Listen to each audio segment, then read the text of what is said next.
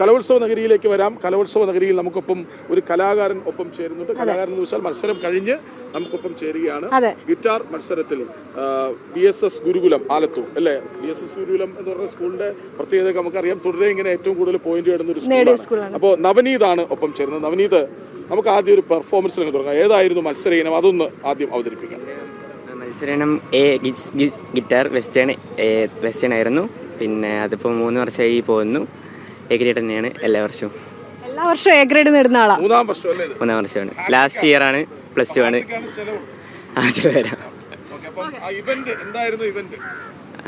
Guitar western.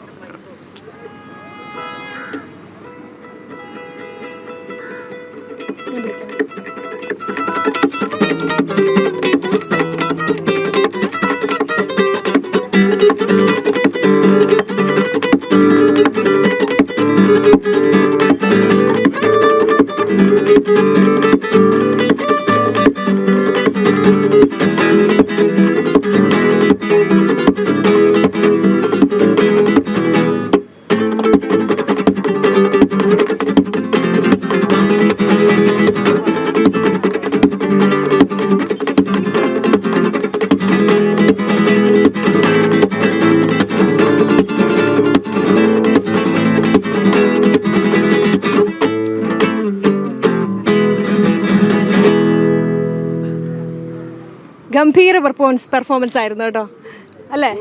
അതെ.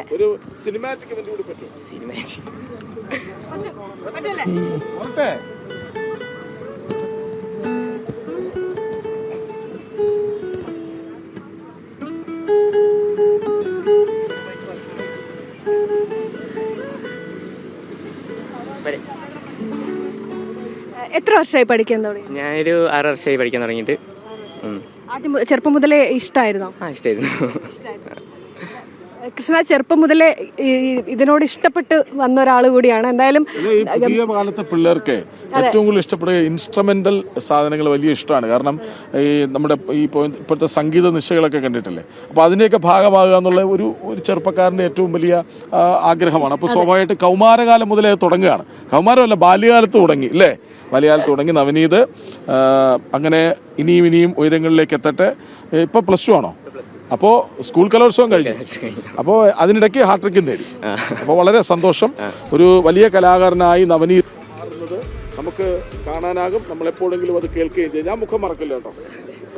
17-ാം തീയതി ഇവിടേക്ക് ഒന്നുകൂടി വരും. പരിചയമുട്ടും കൂടി ഉണ്ട്. അപ്പോൾ അതിനും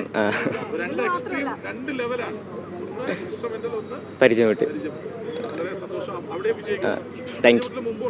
ഇല്ല, ഞാൻ ഈ വർഷം ആദ്യമായിട്ട്. മുമ്പ് ഓർക്കസ്ട്രയിൽ ഉണ്ടായിരുന്നു 3 വർഷം. Okay, thank you. ഇനി പരിചയമുട്ടൽ കാണാം. തുടക്കം അത് കലോത്സവ വേദികളാണ്. എപ്പോഴും അങ്ങനെ തന്നെയാണ്. പക്ഷേ കലോത്സവ വേദികളിൽ അത് സംഭവിച്ചില്ലെങ്കിൽ പോലും കലാകാരന്മാർ ഉണ്ടാകും എന്നതും ആരും മറന്നുപോകാൻ